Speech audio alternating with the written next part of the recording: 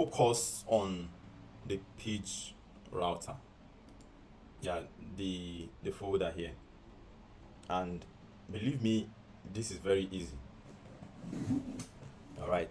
So for us to do this, we will now move into the pages directory, and inside of the page directory, we'll now create a folder called Auth. So create a folder called Auth.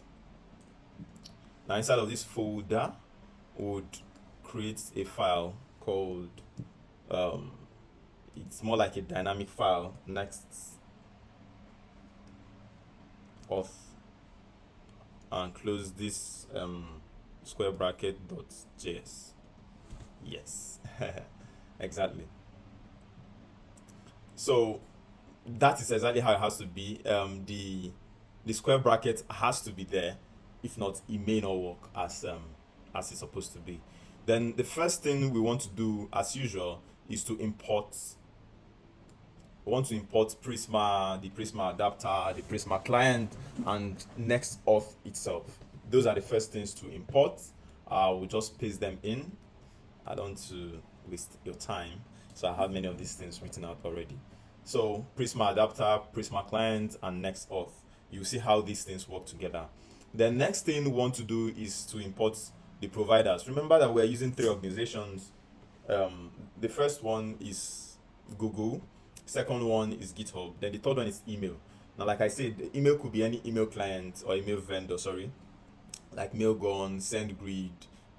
There's a lot of them out there, but I'm using Gmail because that's what I love to use. So I'll paste this here, and we'll have those 3. The next thing we want to do is to initialize or instantiate the Prisma client.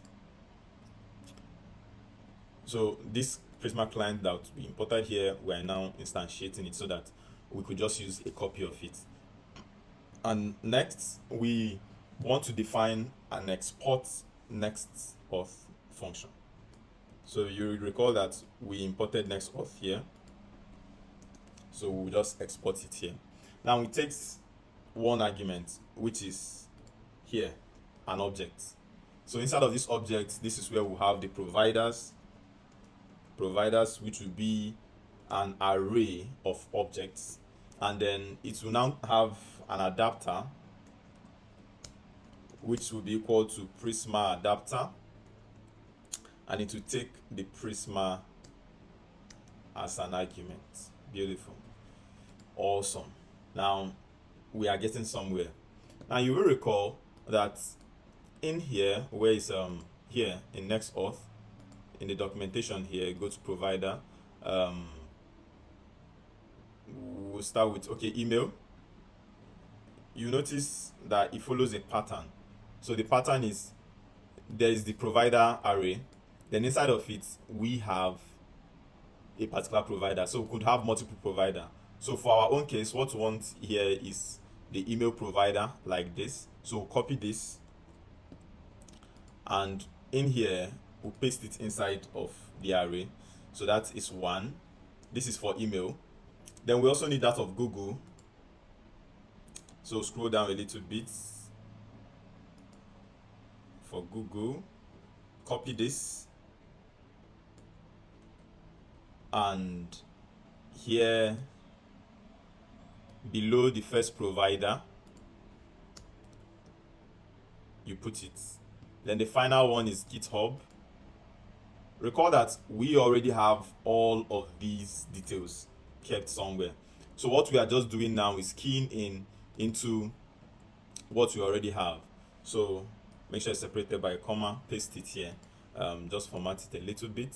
Okay, so if you notice, let's open our .env file so that we can look at it side by side. Open to side. All right, beautiful. Now I believe you're seeing everything I'm doing, so let me bring this a little bit. Now look at the email provider. What it's doing here is each provider has a function, and that function is named by that provider, kind of. So we get it. So it just follows this format. It's not like you want to redo it. So just follow the same format, but pay attention to the host. We already have the email server host here. The email server port, we have it here. The email server user, we have it here. And the email server password, sorry, we have it here. Then the email from, we have it here. The point is, we already have this instated in the env file. So this file would be basically the same for every person. And all you need to be changing is the env file. And remember, you can add more and more this provider, like you can add Twitter, Facebook, Atlassian, Instagram, TikTok, whatsoever you think your user are used to. So this is the Google client and Google client secret, Google GitHub ID and GitHub secret. Beautiful. So we can close this off. You get what we are doing here. And just like that, I mean, just like that, we are done. That's mind-blowing, right? You might be asking, so how then do the user log in? What does the user need to do? How would they see a form, and stuff like that? Just hold on for a minute. So what you do first is run the local server. So come down here and run okay, please make sure you are in the pages make sure that you are in the pages router folder, so that I don't mix things up. I have each of them opened in a different terminal here. So I will just end this process, and then I will do npm run dev. This starts the local server for us. And so I'll just open a new window here. Beautiful. I could actually close this. I already have some of them here. And then we'll navigate to localhost 3000. Hit enter, and that would load the Next.js boilerplate for us. So now the next thing is to let our user sign in, right? So navigate to /API/auth/sign in. Now the thing going on here is where is that? The thing going on here is NextAuth has everything built in for us. So it's already created sign in, sign out, sign up, as the case may be, for us. And all we need to do is just navigate to this link. So like I said, it's /API/auth/sign in. And just like that, hit enter, and in a moment, watch what happens. Whoop, we forgot to install something. So please make sure you install Node Mailer. We forgot to install that Node Mailer, and that's the error we are getting here. So let's make sure we have that installed. Node Mailer helps us to handle email related stuff. So install that in both the app router folder and yeah. So let's end, and we'll do npm I node mailer, hit enter.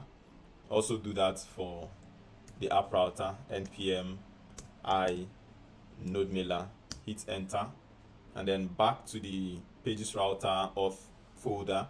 Let's run the server again, and hopefully this time around everything works fine. All right, and that is it.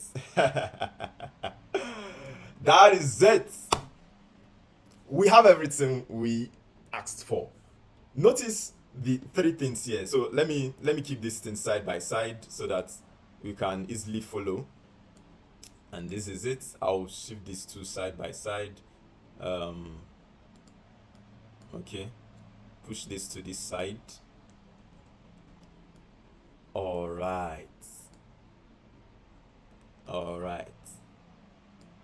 Everything is following the pattern here in this NextAuth.js file. The email provider comes first.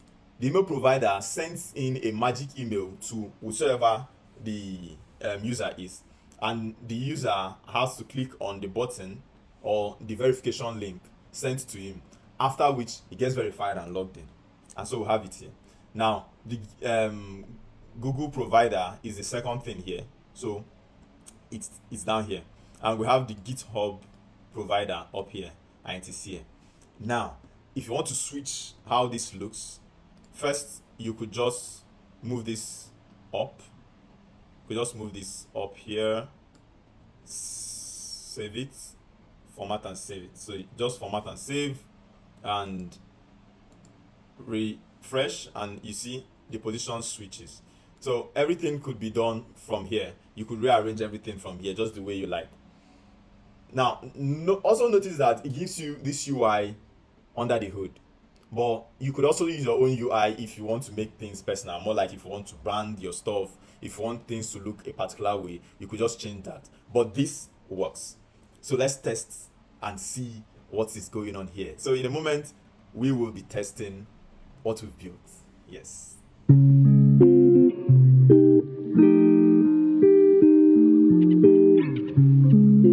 It's now time to test. Let's test what we've done and see what's up. Let's see how it works. So the first thing I want to test is that of Google sign in, and all you need to do is click on Google. It should redirect us to the callback redirect that we put in the other time, if you remember. And we want to use this email. Click on it, and it should sign up that email and log the person in automatically. So depending on your reception, it's going to go through some of these processes, communicate with Google, and once it's done, it's back. Now, how do we know that this is logged in? That a person is logged in here? So let's check our database. Okay, let's make sure we are running. So let me get this off. All right, so open this in another terminal. I want to run multiple terminal and do npx Prisma Studio.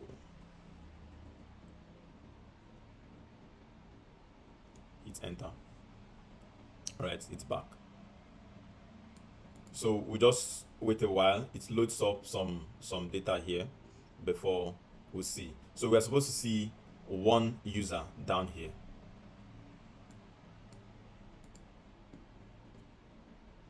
Okay. We can click on user and see. Let it finish refreshing.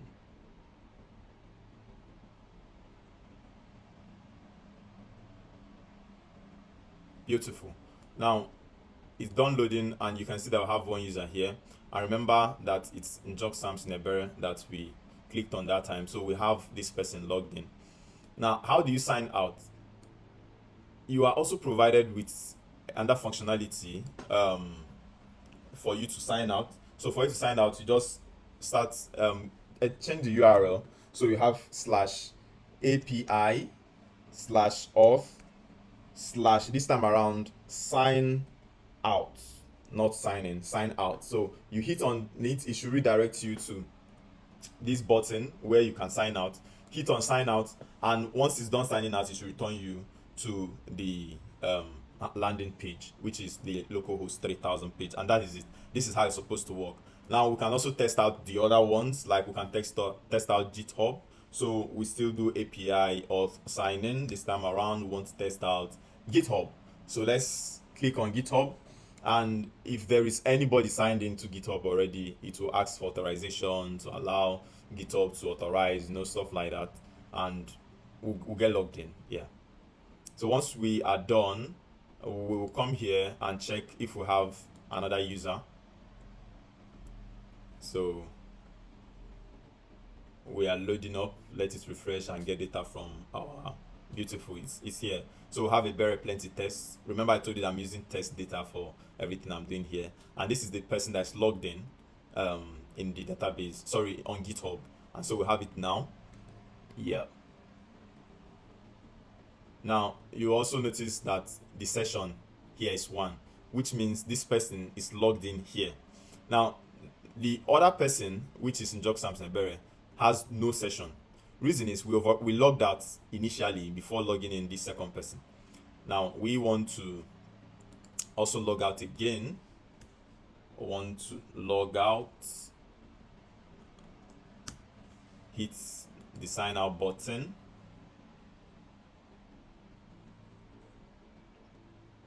and we want to do a third sign in. This time around we want to use the email. This email, we've not used it, so we use the tsend grid 7 and sign in with email. Now this will send a magic email, a magic link to our email account. So let's go there and you see it sent us to sign into localhost. So if we did not request this email, we can ignore, but of course we requested this email, so click on sign in, and that should take us to the localhost 3000 landing page. How beautiful. Everything works without stress. So we didn't have to start configuring JWT on our own. We didn't have to start setting up email, password, username stuff. You know, all those things we do with Node.js and come to connect to React. By the way, if you're looking for a full stack authentication for Node.js and React, I have that, and I'll make sure I link it somewhere in the description or also around the video here. So you can check that out and compare it with what we are doing here and see how easy it has become when we decide to use NextAuth. By the way, NextAuth is gradually migrating, and so it might not be providing NextAuth only for Next.js. It could also expand to other frameworks. So let's see what the future brings. But this is beautiful, and this is how to test our application. When we check, let's refresh the user here. We should have 3 email addresses this time around. So we are refreshing, and that is it. We have 3. The tsend grid, which was the last one, and notice that this other 2 has no session, which means they are not logged in anywhere because we signed out 2 times, and then this one has a session, which is beautiful. That is awesome, and that is it.